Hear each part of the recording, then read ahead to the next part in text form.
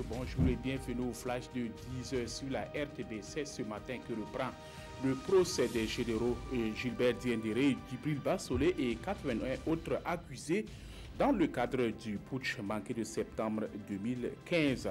Au cours d'une conférence de presse animée lundi dernier, les avocats de la défense avaient souligné un certain nombre d'irrégularités dans le dossier, mais le Conseil constitutionnel a débouté hier leur requête pour permettre la reprise et la poursuite du procès ce 21 mars.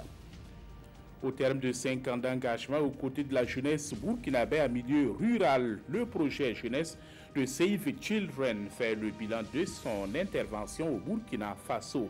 Ce programme, qui vient en appui aux efforts de l'État burkinabé en matière d'insertion professionnelle des jeunes, aura permis de renforcer les capacités de près de 5000 jeunes et de contribuer à l'auto-emploi des milliers de bénéficiaires.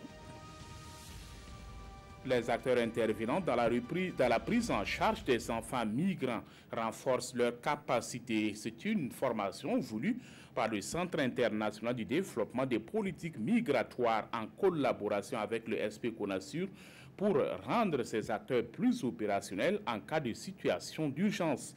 Elle vise également à permettre aux bénéficiaires de développer des stratégies pour mieux faire face à d'éventuelles crises. Le comité opérationnel de suivi du programme PROGEF, la gestion intégrée des espaces frontaliers au Burkina et de la région du Sahel, a tenu sa première revue annuelle hier, mardi, à Dori. Le projet vise l'amélioration des conditions de vie, de sécurité et de stabilité des populations des zones frontalières du Mali et du Niger. C'est un projet financé à hauteur de 35 millions d'euros. Nicolas Sarkozy en garde à vue pour la seconde journée consécutive. Après une courte nuit passée chez lui, l'ancien président français est retourné dans les locaux de l'Office anticorruption de Nanterre pour être entendu sur les soupçons de financement libyen de sa campagne présidentielle de 2007. Il a été auditionné toute la journée et la soirée de mardi. Cette garde à vue devrait durer au maximum 48 heures avant de déboucher sur une remise en liberté ou une mise en examen, mais il peut aussi être présenté à un juge pour une nouvelle convocation.